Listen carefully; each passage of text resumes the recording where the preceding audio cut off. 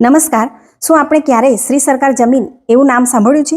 શું તમને ખબર છે કે કેટલીક પરિસ્થિતિમાં ખાનગી વ્યક્તિની જમીન પણ શ્રી સરકાર તરીકે નોંધાઈ શકે છે? તમારા 7/12માં એક દિવસ માટે માલિકના નામની જગ્યાએ શ્રી સરકાર લખાયેલું દેખાય તો પછી એ જમીન કોની કહેવાય? આવું લખાયેલું હોય તે ક્યારે બને છે? શ્રી સરકાર જમીન અને તે જમીન પાછી મેળવી શકાય કે નહીં, આજે જાણીશું સંપૂર્ણ સત્ય। તો સ્વાગત છે આપનું આપણી ચેનલ કાયદા એન્ડ જીકે ઓરામાં। મિત્રો, ઘણી વખત જમીનના રેકોર્ડમાં આપણે શ્રી સરકાર શબ્દ સાંભળીએ છીએ અને કોઈ કહે કે આ જમીન શ્રી સરકાર થઈ ગયેલ છે, આવું કેમ બન્યું વગેરે સરળતાથી સમજીશું।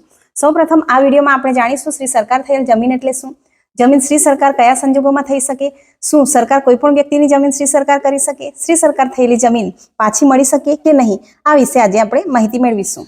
તો સૌપ્રથમ જાણીએ શ્રી સરકાર થયેલી જમીન એટલે શું, તેનો અર્થ જાણવો ખૂબ જ જરૂરી છે। જ્યારે કોઈ જમીન અંગે કાયદેસરની કાર્યવાહી પછી વ્યક્તિનો હક સમાપ્ત થાય અથવા સરકારનો હક સ્થાપિત થઈ જાય, એટલે કે સરકારના નામે નોંધાઈ જાય, ત્યારે તેને સામાન્ય રીતે શ્રી સરકાર થયેલી જમીન કહેવામાં આવે છે।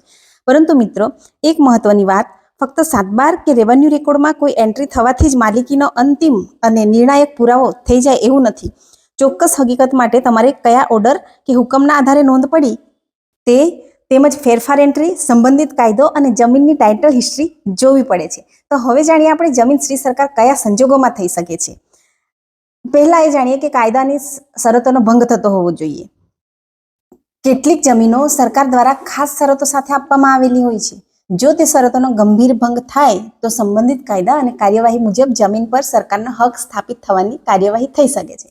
જમીન ચોક્કસ હેતુ માટે આપવામાં આવી હોય અને શરતોનો ભંગ કરવામાં આવ્યો હોય ત્યારે જમીન શ્રી સરકાર થવાની શક્યતા હોય છે। અને બીજું કે ગેરકાયદેસર કબજો અથવા સરકારી જમીનનો પ્રશ્ન, જો જમીન મૂળથી જ સરકારી હોય અને કોઈ વ્યક્તિ તેના પર ગેરકાયદેસર કબજો ધરાવતો હોય તો કાર્યવાહી બાદ કબજો દૂર કરીને સરકાર જમીન પર પોતાનો હક અમલમાં મૂકી શકે છે। સરકારી જમીન અને મિલકતોનું સંરક્ષણ તથા જમીન સંબંધિત પ્રશ્નોનું નિરાકરણ જિલ્લા વહીવટની જવાબદારીનો ભાગ છે। ત્રીજું કે ખાસ કાયદા હેઠળ હક સમાપ્ત થાય છે। જમીન સંબંધિત અલગ અલગ કાયદાઓમાં ચોક્કસ પરિસ્થિતિઓમાં જમીન જપ્ત, સરકારમાં વેસ્ટ અથવા સરકારના હક હેઠળ જવાની જોગવાઈ હોઈ શકે છે। કયા કાયદા હેઠળ જમીનની શ્રી સરકાર થઈ છે તે જાણ્યા વગર સાચો જવાબ આપણે આપી શકતા નથી। બીજું કે સરકાર દ્વારા કાયદેસર સંપાદન કરવામાં આવે છે। કેટલાક કિસ્સાઓમાં જાહેર હેતુ માટે, એટલે માની લઈએ કે કોઈ હાઈવે જાય છે, એવા જાહેર હેતુ માટે જમીનનું કાયદેસર સંપાદન કરવામાં આવે છે, પરંતુ આ પ્રક્રિયા સામાન્ય શ્રી સરકાર એન્ટ્રીથી અલગ કાયદાકીય પ્રક્રિયા ધરાવે છે। એટલે જમીન સંપાદિત અને શરત ભંગથી સરકારમાં ગયેલી જમીન બંનેને એક સરખી ગણી શકાય નહીં। હવે આપણે એ જાણીએ કે શું સરકાર કોઈ પણ વ્યક્તિની જમીન શ્રી સરકાર કરી શકે? તો ના, માત્ર કોઈ અધિકારીની ઈચ્છાથી તમારી ખાનગી જમીન શ્રી સરકાર થઈ જતી નથી। ઘણા લોકો એવું માની લે છે કે આવી જમીન અગાઉથી જ સરકારની હતી, પરંતુ એવું હોતું નથી મિત્રો। સામાન્ય રીતે કાયદાકીય સત્તા, પ્રક્રિયા અને સંબંધિત હુકમ અને કાર્યવાહી જરૂરી હોય છે। જો કોઈ જમીનના રેકોર્ડમાં અચાનક શ્રી સરકારની નોંધ દેખાય તો તરત આપણે આ દસ્તાવેજો તપાસવા પડે। ગામના નમૂના નંબર 6 ની ફેરફાર એન્ટ્રી, 7/12 અથવા 8 ની નકલો જોવી પડે। સંબંધિત હુકમ જે થયો છે એ નોટિસ અને એનો કેસ નંબર જાણવો પડે। કયા કાયદા હેઠળ કાર્યવાહી થઈ છે, એન્ટ્રી સર્ટિફાઈડ થઈ છે કે નહીં એ પણ આપણે જાણી લેવું પડે। અપીલ અથવા રિવિઝનની કોઈ કાર્યવાહી ઉપલબ્ધ છે કે નહીં એ બધું જાણી લેવું પડે। તેથી ગભરાવું નહીં। અને તે માટે આપણે ગુજરાતમાં એનીરોલ પર વિવિધ જમીન રેકોર્ડ અને ગામના નમૂના નંબર 6 ની એન્ટ્રી વિગતો ઉપલબ્ધ છે તે ચકાસી લેવી જોઈએ। અને જો જમીન સરકારના નામે નોંધાયેલ હોય તો તેની ખરીદી કરતા પહેલા કે વેચાણ કરતા પહેલા સંપૂર્ણ કાયદાકીય તપાસ કરવી અત્યંત જરૂરી છે। અને તે માટે જમીનના જૂના દસ્તાવેજો, વારસાના પુરાવા, વેચાણ દસ્તાવેજો અને અન્ય રેકોર્ડ એકત્રિત કરી લેવા જોઈએ।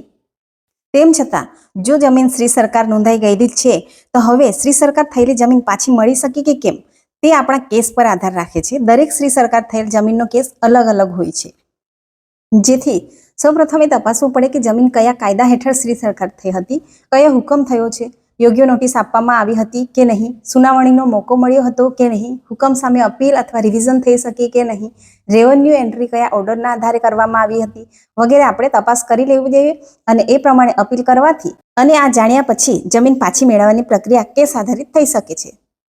7/12માં શ્રી સરકાર લખાયેલ દેખાય તો ગભરાશો નહીં। હુકમો અને ફેરફાર નોંધો તપાસી કાયદાકીય સલાહ લેવી તેમજ મામલતદાર, પ્રાંત અધિકારી કે રેવન્યુ અધિકારી સમક્ષ રજૂઆત કરી શકાય છે। આમ યોગ્ય માર્ગદર્શનથી કેટલીક પરિસ્થિતિમાં આપણે પોતાનો હક સાબિત કરવામાં સફળ થઈ શકીએ છીએ। તો મિત્રો, જમીન શ્રી સરકાર થવી એટલે માત્ર એક શબ્દો કે એક એન્ટ્રી નથી, તેની પાછળ કોઈ કાયદાકીય કાર્યવાહી અને કારણ હોઈ શકે છે. તમારી જમીનના રેકોર્ડમાં શ્રી સરકાર લખાયેલું હોય તો સૌપ્રથમ ગામના નમૂના નંબર 6 એન્ટ્રી અને તેનો આધારભૂત હુકમો તપાસો. ધન્યવાદ.